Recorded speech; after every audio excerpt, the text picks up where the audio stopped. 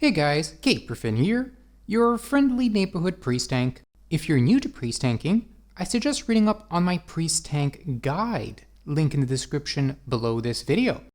There's also a priest tank Discord, where all are welcome to join. You can find priest tanks in there sharing tips, tricks, etc.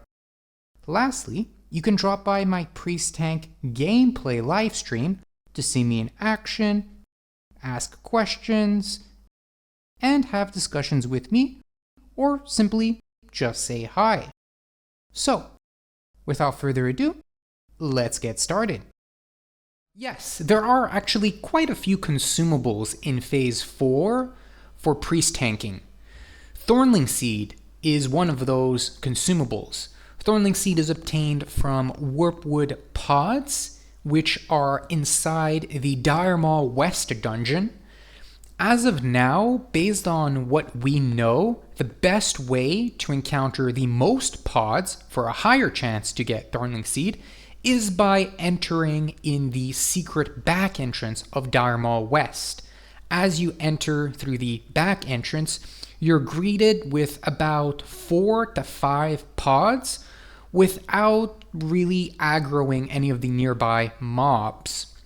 For those that don't know, Thornling Seed has some interesting properties regarding AoE threat. When you activate Thornling Seed, it essentially does nothing for 10 seconds, but afterwards, it truly activates and deals 500 threat in a 10-yard radius every 2 seconds. It also deals 100 nature damage to enemies that hit it in melee. In total, the seed lasts for about 40 seconds.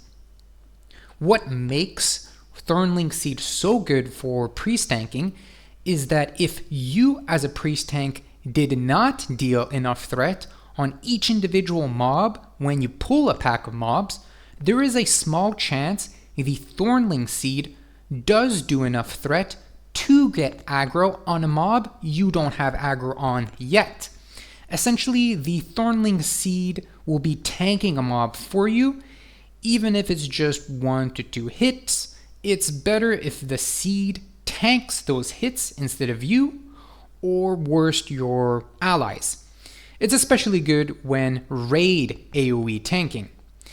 It can also be used in single target raid boss fights. For example, if you know for a fact a boss will drop everyone's threat in the raid to 0, you can pre-place Thornling Seed 10 seconds before the boss resets threat. Next item is Wail of the Banshee from Baroness Anastardi in Stratholme Undead. You can think of this item as gaining 10% dodge as a caster, which is quite rare because usually when you cast spells in World of Warcraft, you cannot dodge anymore. This item essentially allows you to dodge while casting spells, which is really good. It is soulbound, has 3 charges, a 2-second cast time, and scales based on spell hit. If you're looking to put your best foot forward as any type of class tank, you will run guild members in your free time through Strat UD so they can get Wail of the Banshee and use it the next time you tank a raid boss. It's really good on healers who have a lot of freedom in their rotation to use any type of item and spells. So if you ask a healer to use their Wail of the Banshee, you won't be stepping on any toes. They'll have no problem with it. Or on a fight where warriors and rogues are unable to melee the boss for whatever reason. The next item is Flask of Petrification. For those that don't know, Flask of Petri wipes threat to 0. It's not used by us as priest tanks, but rather allies. And it's somewhat situational. For example, on fights where 2 tanks are necessary, and at some point a taunt swap is required, it's just simply BIS for the secondary tank to use if you, as a priest tank, need to suddenly get aggro on the boss. Think of it as a pseudo taunt for us priest tanks. The taunt swap topic is a big topic to address. There's plenty to go over. Naturally, you would be the one who initiates the boss, so you would have another tank taunt off of you. The Alliance approaches taunt swaps differently, yada yada. Just for now, Flask of Petrification, good. Be on the lookout for them, get them cheap. For now, we'll just keep it at that. The last item would be good old Stone Shaper.